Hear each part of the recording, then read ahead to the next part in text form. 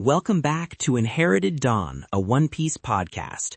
We are breaking down the official release chapter by chapter, and this week we are on chapter 21, Town. And with that title, we close the book on Orange Town. We do, but not before Luffy makes maybe the most Luffy decision we have seen yet. He goes through all the trouble of beating Buggy, securing the treasure, and then just gives it all away.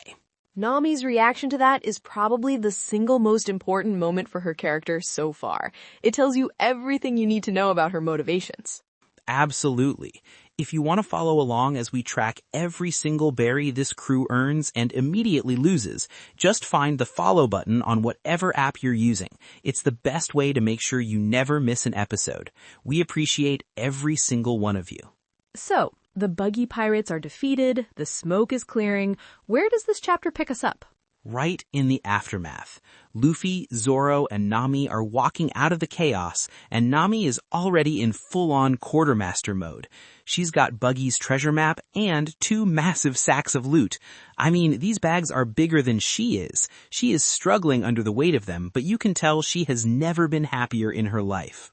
She immediately splits it. One for her, one for Luffy. It's practical, it's fair. She sees this as a business transaction. They performed a service, beating Buggy, and this is the payment. She's the only one thinking about the logistics of their life. It's so her. Zoro's barely standing, Luffy's just finished a life-or-death battle, and she is already doing the accounting. I love it. This is her role. She's the one who keeps this chaotic crew grounded in the reality of, needing to eat, needing to fix the boat, needing to have supplies. Luffy thinks adventure is free. Nami is here to tell him that freedom has a cost, and it's paid in berries. But it's not just greed. It's an equal split. 50-50. She's not trying to swindle him. In her own way, she's acknowledging him as a partner in this, an equal. She might call him an idiot, she might find him reckless, but she recognizes his strength and his contribution. She's a professional, even in her thievery. A very, very weird partner, because as soon as they run into the townspeople, everything goes sideways. The villagers find Mayor Boodle knocked out cold, face down in the dirt. He looks dead, honestly. They have no context for what just happened. All they see is their beloved mayor on the ground and 3 people who look like vagrants walking away from the scene of the crime. And they immediately assume the worst. Who did this to our mayor? The anger is instantaneous. They aren't asking questions, they are looking for a target. And Luffy, without a single moment of hesitation, no nuance, no self-preservation, just points to himself and says he did it. No explanation, no he was trying to fight me or it was a misunderstanding, just ownership of the action. It's so fundamentally honest that it comes across as a brazen confession of guilt. He literally cannot tell a lie to save his skin. It's not in his programming. He sees a direct question and provides a direct, factual answer. The consequences of that answer are a problem for future Luffy to deal with. And future Luffy has to deal with it about 5 seconds later. Then they ask the big question, are you pirates?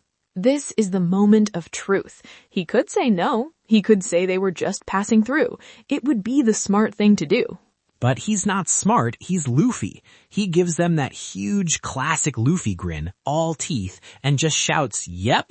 And the whole town, understandably, loses its mind. They grab brooms, they grab pitchforks, they grab whatever they can, and they start chasing them.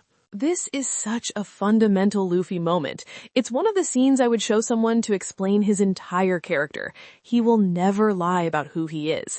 Being a pirate isn't a crime to him. It's an identity. It's his dream. He's proud of it, even if it makes everyone in the world want to kill him. It's the ultimate expression of freedom, to be exactly who you are, without shame, no matter what society thinks. To him, saying, I'm a pirate is the same as saying, I'm going to be the freest man on the seas. It's a declaration of intent. But to these villagers, the word pirate means buggy, means murder and theft and destruction. The semantics are completely lost, and now they're running for their lives from the very people they just saved. It's a theme that comes up again and again, the difference between a title and the person who holds it. The Marines aren't all good, the pirates aren't all evil, but the world operates on these simple labels because it's easier than understanding the nuance of an individual's character. Luffy's very existence is a challenge to that worldview. He even respects them for it. While they're running away, Nami is screaming at him for being an idiot, Zoro is probably just groaning, and Luffy is smiling. He says it must be a good town because they're all willing to fight and die for just one person, for their mayor. He sees their spirit and admires it, even as they're literally trying to stab him with a shovel. That's the key, isn't it? He doesn't judge people on how they see him. He judges them on their character, on their loyalty. He sees a town full of people protecting their own, and to him, that's a sign of a place worth saving. He's not mad they're chasing him. He's happy they care so much about their mayor. It's an almost incomprehensible level of empathy. It's the opposite of how the world government works. The government cares about labels, about reputations, about maintaining order through perception. We'll see it with the Marines, the Shichibukai, all of it. It's all about what things look like. Luffy only cares about what's in your heart. If your heart is in the right place, he's on your side, even if you're currently trying to cave his head in with a shovel. And as the town chases them, they get some unexpected help. A small but annoying roadblock. Chouchou, the goodest boy in the East Blue. He plants himself right in the middle of the road and starts barking his head off, refusing to let the villagers pass. He's paying Luffy back. He's repaying the debt. Luffy saved the one thing that mattered, his owner's pet food shop, or at least the memory of it, the treasure inside it. Now he's protecting the one who protected him. There's a beautiful symmetry to it. Chouchou is the only resident of Orangetown who saw the whole truth. He saw Moji's cruelty, he saw Luffy's kindness, and he saw Luffy's victory. It's so simple and so perfect. A dog understands Luffy better than an entire town of people. Actions over words, every single time. That's the core of this whole series. Chouchou doesn't know what a pirate is. He just knows that one man tried to burn his treasure and another man stopped him. It's that simple. Luffy operates on that same simple, action-based morality, which is why they understand each other perfectly. It's symbolic, too. Chouchou represents the true spirit of Orangetown, the spirit of loyalty that Boodle embodied. The rest of the town is acting out of fear and prejudice against the word pirate. Chouchou only sees the man who avenged his master. He is the town's heart in that moment, holding back its confused mind. And that little bit of help is just enough for them to get to the docks, where they find the boat Nami stole. But there's a problem, a small but annoying problem. 3 of Buggy's men are there, the same ones Zoro dispatched earlier when Nami was making her getaway. They've recovered just enough to be a nuisance. And they are not happy to see our crew again. They're trying to act tough, trying to get some revenge, but the power dynamic has shifted. Luffy is carrying Zoro at this point. The fight with Buggy and the other battles he's been in, Zoro is completely spent. He's just slumped over Luffy's shoulder like a sack of rice. He looks like he's at death's door. This is where it gets chilling. One of the pirates, trying to be tough, trying to reestablish his dominance after being so easily defeated, walks up and taps Zoro on the head. He says something like, "Don't be a coward, show your face." He thinks he's kicking a man when he's down. Big mistake. Huge. Zoro just lifts his head. He doesn't say a word. He doesn't move to grab a sword. The panel just focuses on his eye, his one open eye. He just looks at them. And the 3 pirates just scream and run for their lives. They completely fall apart. They trip over each other, screaming in pure, undiluted terror, and jump into the ocean to get away. That's the Demon Hunter. That's the reputation. We've heard the name, but this is the first time we've seen what it really means. It's not just about swordsmanship. He's half dead, can barely stand, and he can still end a fight with a single look. That's not a skill. That's an aura. That's pure, uncut intimidation. To me, this feels like an extremely early hint at something much bigger. We talk about hockey later, specifically conqueror's hockey, the ability to overwhelm others with sheer willpower. I feel like this is it. This is the seed. Bro, you're right. It's not a magic power yet. It's just raw presence. The story is planting the flag right here in chapter 21. It's showing us that there are forces in this world beyond just punching and cutting. Zoro's spirit, his ambition, is so powerful that it has a physical effect on the world around him. Exactly. It's not a conscious technique. He's not using anything. It's an overflow. His will to live, to fulfill his promise to Kuina, to become the world's greatest swordsman, is so potent that weaker wills simply cannot withstand it. They aren't just scared of him as a person. Their own spirits are being crushed by his. It's the exact same thing we saw in chapter 1. Shanks stares down the Lord of the Coast, that giant sea king, and it just turns and flees in terror. It's the same principle. It's the power of a truly indomitable will. We're seeing that Zoro is in that same class of character, even this early. He has the same quality as a future emperor of the sea. To me, this feels like an extremely early hint at something much bigger. We talk about hockey later, specifically conqueror's hockey, the ability to overwhelm others with sheer willpower. I feel like this is it. This is the seed. Bro, you're right. It's not a magic power yet. It's just raw presence. The story is planting the flag right here in chapter 21. It's showing us that there are forces in this world beyond just punching and cutting. Zoro's spirit, his ambition, is so powerful that it has a physical effect on the world around him. Exactly. It's not a conscious technique. He's not using anything. It's an overflow. His will to live, to fulfill his promise to Kuina, to become the world's greatest swordsman, is so potent that weaker wills simply cannot withstand it.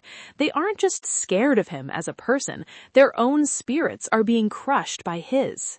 It's the exact same thing we saw in chapter 1. Shanks stares down the Lord of the Coast, that giant sea king, and it just turns and flees in terror. It's the same principle. It's the power of a truly indomitable will. We're seeing that Zoro is in that same class of character, even this early. He has the same quality as a future emperor of the sea. It tells us that Zoro's strength isn't just physical. It's his will. It's the promise he made to Kuina. It's an indomitable force that is, in its own way, just as powerful as his swords. And those pirates felt the full force of it. For them, it must have been like looking into the eyes of death itself. So awesome. An entire confrontation resolved with one look. Meanwhile, back in the town, Mayor Boodle is waking up. He stirs, and the villagers are all around him, cheering. They're so proud of themselves. Mayor, we did it! We chased those evil pirates out of our town. They think they're the heroes of this story. And Boodle is having none of it. He gets so angry his face turns purple. He starts shouting at them, calling them idiots, and saying that he's the only one who gets to insult those pirates. He understands what really happened. He saw it firsthand. He charged in with his spear, ready to die for his town. He tried to fight Luffy himself. He knows that Luffy is the reason the town is still standing. He's the first person in a position of authority who sees past the pirate label to the person underneath. He's the first in a long line of what I call the Straw Hat allies, the leaders who get it. He immediately starts running for the harbor, screaming his head off, desperate to thank them before they leave. It's that race against time. Will the person who understands the truth get there in time to say what needs to be said? It's such a classic scene for this series. The misunderstanding, the frantic race to correct it, the departure by sea. It's a storytelling formula that works so well because it's so emotionally potent. You're running with him, hoping he makes it. So they're on the boat, pulling away from the shore. The mayor is a tiny figure on the docks, screaming his thanks, but they're too far away to hear him clearly. And Luffy, ever the gracious hero, just smiles and waves. He doesn't need to hear the thanks. He knows he did the right thing. He's just happy the town is safe. And then he drops the bomb, completely casually. As Nami is breathing a sigh of relief, he just says, "Oh, that's right." He says he left his bag of treasure back on the dock. His half, the giant sack of gold and jewels. He just left it for them to rebuild their town. And Nami just freezes. The look on her face, her eyes go white, her jaw unhinges. You can see every gear in her brain grinding to a halt as she processes what he just said. He gave away his entire share of their score. He just left it because it was the right thing to do. He didn't even ask her. He didn't have a meeting about it. He just saw a need and filled it with the resources he had. That is a super Luffy moment right there. The absolute purest distillation of his character. He is pathologically generous. Her rage is incredible. It's almost volcanic. She grabs him, starts shaking him, calls him an idiot, and threatens to drown him right there. But we have to understand where that anger comes from. For Luffy, treasure is just stuff. It's a means to an end. It's meat money. It's boat-fixing money. It's fun. His real treasure is adventure, his friends, the journey. Right. For Nami, money is something else entirely. It's survival. It's freedom. It's life and death. It's the only tool she has to fight back against a world that has taken everything from her. We don't know the specifics yet, but that reaction isn't just a comedic moment of greed. That is the sound of her one lifeline being casually snipped by this smiling rubber idiot. It's a trauma response. He didn't just give away gold. He gave away her hope. He gave away her safety. Every single berry she collects is one step closer to buying back her life, to freeing her village. And you can just feel it screaming through her reaction. Luffy just set her back, in her mind, by a massive amount. Of course she's furious. Their entire worldviews just collided in the most spectacular way. Luffy's worldview is one of abundance. There will be more treasure, more adventure. Nami's is one of scarcity. Everything she has fought and bled for, and it can be taken away in an instant. This one act shows the fundamental gap in their life experiences. He's never known the kind of desperation she lives with every single day. But yet, this is the conflict that will ultimately forge their bond. He has to learn that her needs are real and valid, and she has to learn that there are things in the world more valuable than money, like the loyalty of a captain who would give away a fortune to help strangers. And that's the dynamic, isn't it? That's the whole crew right there in that little boat. Luffy's impossible idealism crashing against Nami's hard-won pragmatism, with Zoro just kind of sleeping through it in the background, having already done his part. This is the Straw Hat Pirates. This is the end of their first real adventure as a trio. They fought a rival crew, saved a town, and established their core dynamic. Orangetown is over. A perfect little arc. It sets up so much of what's to come. The nature of Luffy's heroism, Zoro's terrifying presence, and the deep, painful mystery behind Nami's obsession with money. It's all here. Super well written. Speaking of the author, Oda's comment for this chapter was a congratulations to two of his friends, Shiniachi and Matsuichi, for getting published in Akamaru Jump, which was a seasonal offshoot of Shonen Jump that often featured one-shots from new or established creators. That's awesome. Even back then when he was just starting out and probably working insane hours, he was taking the time in his author comments to shout out his friends. You can feel the sense of community among those mangaka. It's all about cheering for your crew, for your nakama, even if they work for a rival publication. It always comes back to that. He lives the philosophy he writes. It really does. So Orangetown is in the rearview mirror. They're on a tiny stolen boat, they have no food, no money, one member is furious, one is unconscious, and the captain is laughing his head off. Where do we go from here? That's the eternal question. Out into the vast unknown sea. If you have a theory on where the Grand Line's current, or in this case just the East Blue's current, will take them next, drop it in the comments below. We love seeing what you all think is on the horizon. So, predictions for Chapter 22, what do you have for me? Okay, prediction 1. The chapter opens with them still on the boat, and Nami is still furious. She hasn't calmed down one bit. They're gonna have a massive argument about money and supplies. It's gonna highlight just how broke and unprepared they are. She's gonna be laying out a budget, and Luffy will just be asking if they have any meat. A total back to square one moment, but it'll be hilarious. I can see that. My first prediction is that the next island they find will be defined by its strangeness. We just left Buggy, who was themed around the circus and had a bizarre devil fruit. I think the story will double down on the weirdness of the East Blue. We won't just land on a normal island. We'll meet a character who is truly bizarre. Maybe someone stuck in a box, or with an odd physical quirk. The story is establishing that the world of One Piece is fundamentally strange, and it only gets stranger from here. I like that. For my second prediction, this tiny boat is not gonna cut it. They almost got eaten by a bird leaving the last island. Nami is a great navigator, but she can't work miracles. They need a real ship. I predict the next stop, or the one right after, will be explicitly about finding a shipwright and getting a proper vessel. The need for their own ship is becoming critical. A crew isn't a crew without a proper ship. That makes sense. They can't cross the Grand Line in a dinghy. My second prediction is a bit more character-focused.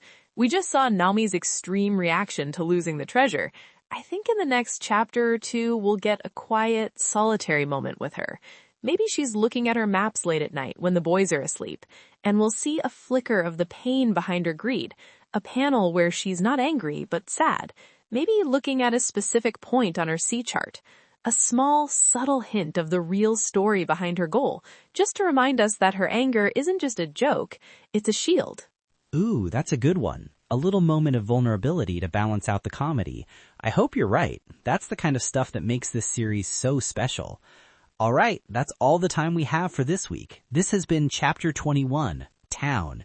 Join us next time as we set sail for whatever strange new island awaits. Until then, may your will be inherited. And may your dawns be super. See ya, everyone.